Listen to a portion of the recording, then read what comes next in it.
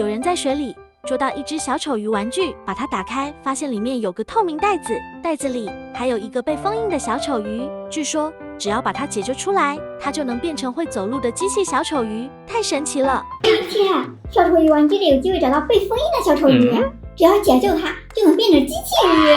这么好的宝贝，我也要找一找，给你抽吧。前面有一片水池，看上去，哇，这里好多小丑鱼啊！这还有2条，这也有2条，哇，这还有一条魔鬼鱼。我回来了，在神秘的水池里捉到了4条小丑鱼和1条魔鬼鱼，给你打开看看里面藏着什么宝贝吗？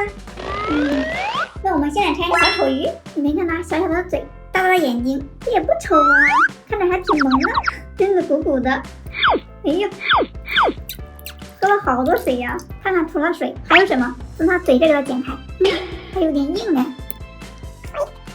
来，扒开它的肚子。这是什么东西呀？水滴吗？原来是个小金鱼，这小眼睛差点看不见了。它的身体里还有彩纸还有吗？这还有2个，一共3个颜色，好好看呐。那下一个给你吧。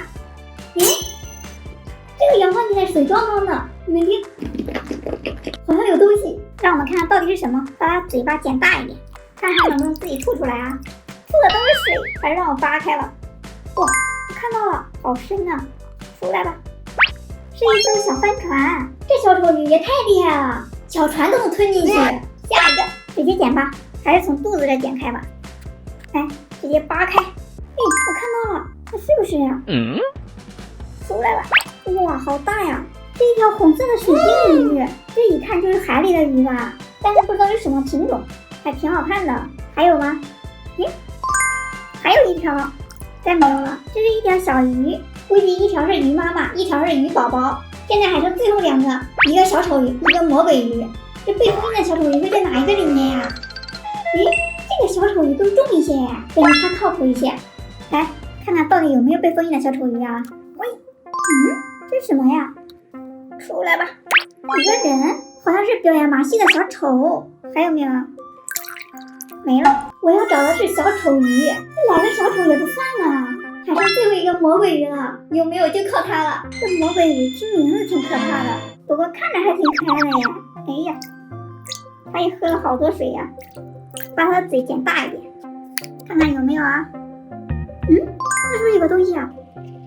一个瓶子，是个漂流瓶吗？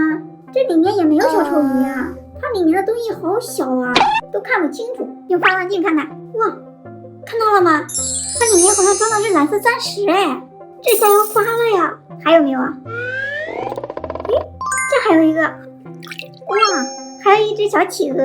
难不成这漂流瓶是企鹅的宝藏？你说这钻石还要不要还给企鹅呀？